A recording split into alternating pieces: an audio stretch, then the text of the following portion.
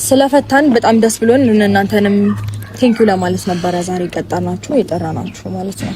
አይ አሁን ላይ ችግሩ ማን ጋር እንዳለ በሚገባ እየተረዳን እየመጣን ያለን ይመስለኛል ማለት ነው። ምክንያቱም አንቺን ይቅርታ አስብሎ እነዚህ ሰዎች ጋር ሊያስኬድ የሚችል ምንም አይነት ምክንያት የለሽም። አይ አብርሃም የልጅ አባት ይናፍቀኛል፣ እሱን ካላየውኝ አልችልም የምትይ ከሆነ በግልጽ ተናገሪ እንጂ አጋጣሚዎችን እየፈለግሽ ምክንያቶችን እየፈለግሽ እየሄድሽ ራስሽን እያዋረድሽ የምትመለሽ ከሆነ እነዚህ ሰዎች የፈለጉትን ነገር ቢያደርጉ አንቺ አለቀ ስላልሻቸውና ሰበባ ሰበቦችን ምክንያቶችን እየፈለግሽ እየሄድሽ ይሄ ልጅ የጀመረውን አዲስ ህይወት ካላበላሸውኝ እያልሽ ስለሆነ ነው እኔ እንደኔ የማስበው ማለት ነው። ስለዚህ ከዚህ በኋላ ራስሽን ተጨማሪ ችግር ውስጥ ላለመክተት ክብርሽን ጠብቀሽ ይሄ ሰው አንቺን አልፈለገም ብሎ ሄዶ ሌላ ህይወት ጀምሯል አይደለ? ቆፍጠን ብለሽ ያለሱ መኖር እንደምትችይ እንድታሳየው ነው እኔ በበኩል የምፈልገው ማለት ነው። አንቺ ይህንን ነገር ለምን ማድረግ እንዳቃተሽ ሊገባኝ አልቻለም ማለት ነው። የምሬ ነው የምልሽ ይህንን ነገር ስልሽ ማለት ነው። ሄርሜላም ቢሆን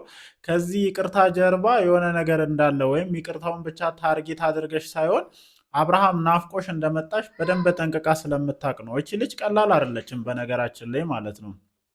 አብርሃምን በቀላሉ የምትለቅልሽም አይነት ሴት አይደለችም። ምክንያቱም አንገት ለአንገት ተናንቃ ተጋፍጣ ነው ይሄንን ልጅ ከአንቺ መንጨቃ የወሰደችው ማለት ነው። አሁን አንቺ ሁሉም ነገር ካለቀ ካበቃለት በኋላ ይሄ ልጅ ያለበት ቦታ ምክንያቶችን እየፈለጉ የሚሄዱ ክብርሽን ዝቅ ከማድረግ ውጪ ለአንቺ ሊያተርፍልሽ የሚችል ነገር ይኖራል ብዬ አላስብም። ደግሞም ቀላል ሰዎች እንዳልሆኑ በደንብ ታውቂያለሽ። ምክንያቱም እንዴት አድርገው ወጥመድ ሰርተው አንገትሽን እንዳስደፉ ከሰሞኑ በፈጠሯቸው ነገሮች በደንብ የተረዳሽ ይመስለኛል። እና ፕሊስ በተቻለሽ መጠን እነዚህ ሰዎች ጋር እየሄድሽ ይቅርታ አንዴ የሆነ ነገር አንዴ ልጅ ምናምን እያልሽ ራስሽን ባታዋርጂ ሞር እንደኔ የተሻለ ነው ብዬ ነው የማስበው። ጀስት ይሄ ከይቅርታው ጋር የተያያዘ አይደለም። ይቅርታ ብትጠይቁ ብትጠያየቁ ኖርማል ነው፣ ህይወታችሁ ሰላማዊ ቢሆን። ግን በዚህ ልክ አንቺ እየተናቅሽ ይቅርታ ጠይቃለሁኝ ይሄን አደርጋለሁ ማለቱ ግን ፋይዳው እኔ ብዙም እየታየኝ ስላልሆነ ነው ይሄንን ነገር እያልኩ ያለሁት።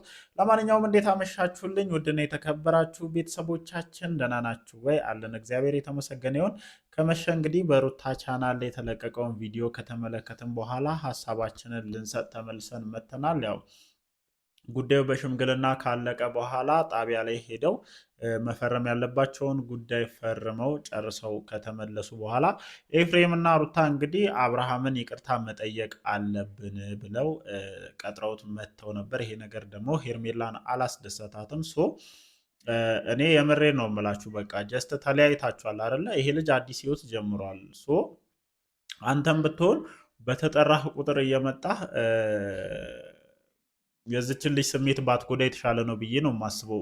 አዲስ ለጀመርከው ህይወት የምታስብ ከሆነ ማለት ነው፣ እውነቱን ስነግር። ምክንያቱም ሄርሜላና ሩታ ተገናኝተው ነገሮች ሰላም ይሆናሉ ተብሎ አይጠበቅም። ስለዚህ በተቻለህ አቅም ቢያንስ አዲስ የጀመርከውን ህይወት ውጤታማና ሰክሰስፉል እንዲሆን በተቻላችሁ መጠን ባትገናኙ ባይ ነኝ እንደኔ። ሊያስተሳስራችሁ ወይም ከዚህ በኋላ ሊያገናኛችሁ የሚችለው ልዑሌ ነው። በተፈቀደልህ እና ማግኘት ባለብህ ሰዓት እየጠበክ እየሄድክ ከልጅ ጋር መገናኘቱ ነው እንጂ የተሻለ ሊሆን የሚችለው በየሰበብ አስባቡ ትነፋፈቃላችሁ፣ ትዋደዳላችሁ፣ ይሁን አይታወቅም። ብቻ አሁን ሩታ ብትቀሩላ አንተ የሆነ ምክንያት ፈለገህ እንደምትሄድ አምሹር እርግጠኛ ነኝ። እና ሄርሜላ ናት ራሷ ትልቅ ፈተና ውስጥ እየገባች ያለችው። እንደተባለውም እነዚህ ልጆች ሌላ ሀገር የማይኖሩ ከሆነ በቀላሉ ይለያያሉ የሚለው ነገር እኔ ብዙም እየተዋጠልኝ አይደለም እውነቱን ስነግራችሁ። እና ሄርሜላም ይህንን ነገር ጠንቅቃ ስለምታውቅ ይመስለኛል ከዚህ በኋላም በደንብ ነገሮችን የተረዳች ነው የሚመስለኝ። ምክንያቱም አብርሃምን ከዚህ በላይ ሩታ ባለችበት አካባቢ ማቆየት ማለት በገዛ እጇ ራሷን ችግር ውስጥ መክተት እንደሆነ የምትረዳ ይመስለኛል። የትላንትናውም ወይም የጠፋው ቪዲዮ ሀሳብም ሜቢ በሄርሜላ ጫና የመጣም ሀሳብ ሊሆን ይችላል ብዬ ነው እንደኔ የማስበውና ብቻ ሩታ ባታደርጊያቸው ይመረጣል። በቃ ይሄን ያክል ተገፍተሻል አይደለ? ራሱ ነው ቤቱን ለቆ የወጣው፣ ራሱ ነው ከአንቺ ጋር መሆን እንደማይፈልግ የተናገረው፣ ራሱ ነው በአንቺ ላይ ሌላ ሴት ደርቦ ያዘብሽ።